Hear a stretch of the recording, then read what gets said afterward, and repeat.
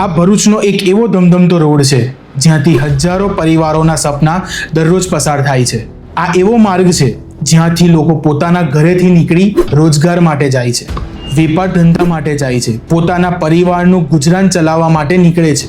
આ એવો રોડ છે જ્યાં શાળાઓ આવેલી છે, હોસ્પિટલો આવેલી છે, હોટલ રેસ્ટોરન્ટો આવેલા છે, રહેણાંક સોસાયટીઓ આવેલી છે અને કેટલીક મોટી મોટી ઇમારતોમાં હજારો લોકો વસવાટ કરી રહ્યા છે. ટૂંકમાં કહીએ તો જાડેશ્વરથી તવરા સુધીનો આ વિસ્તાર આજે નવું ભરૂચ અથવા મોડર્ન ભરૂચ તરીકે પોતાની ઓળખ બનાવી રહ્યું છે. વિકાસના નવા પ્રતીક તરીકે ઉભરી રહેલા આ વિસ્તારમાં કરોડો રૂપિયાના પ્રોજેક્ટો થઈ રહ્યા છે, નવી સોસાયટીઓ બની રહી છે અને લોકો મોટી સંખ્યામાં અહીં વસવાટ કરી રહ્યા છે. પરંતુ આજે આ વિસ્તારનો સૌથી મહત્વનો માર્ગ અનેક ગંભીર પ્રશ્નો ઊભા કરી રહ્યો છે. આવો તમને હું જણાવું કે કયા પ્રશ્નો ઊભા થઈ રહ્યા છે તમારા મનમાં, જે તમારા મોં પર નથી આવતા, બસ અંદરના અંદર દબાયેલા રહે છે. હું છું કિશન રાણા.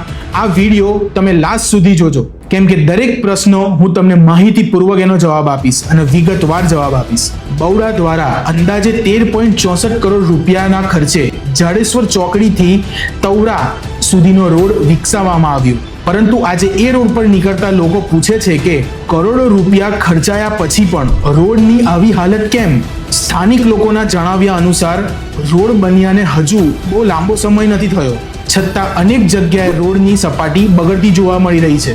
ક્યાંક ખાડા પડી ગયા છે તો ક્યાંક રોડની સપાટી ઉબડખાબડ લાગી રહી છે અને ક્યાંક તો પેચિંગ વર્ક કરવામાં આવ્યું હોવાના નિશાન આજે પણ સ્પષ્ટ જોવા મળી રહ્યા છે. સવાલ એ છે કે આજે રોડ મજબૂત અને ગુણવત્તાયુક્ત બનાવવામાં આવ્યો હોય તો થોડા જ સમયમાં પેચિંગ વર્ક કરવાની જરૂર કેમ પડી? જો પેચિંગ વર્ક થયું હોય તો આજે ફરી વખત ખાડા કેમ પડી રહ્યા છે? આખરે રોડની ગુણવત્તા અંગે જવાબદારી કોણ લેશે? દરરોજ આ રોડ પરથી ભારે ટ્રકો, ટેન્કરો અને અન્ય મોટા વાહનો બેફામ ગતિએ પસાર થઈ રહ્યા છે, પરંતુ અનેક વિસ્તારમાં સ્પીડ લિમિટના બોર્ડ પણ નથી, વાહનોની ગતિ નિયંત્રણ કરવા માટે સ્પીડ બ્રેકર પણ નથી અને પરિણામે લોકો સતત ભયના માહોલમાં અવરજવર કરવા મજબૂર બની રહ્યા છે. સ્થાનિકોમાં એવી લાગણી છે કે જો સમયસર યોગ્ય પગલાં નહીં લેવાય તો નવા ભરૂચની ઓળખ બની રહેલા આ રોડ આવનાર સમયમાં અકસ્માતનું કેન્દ્ર બની શકે છે.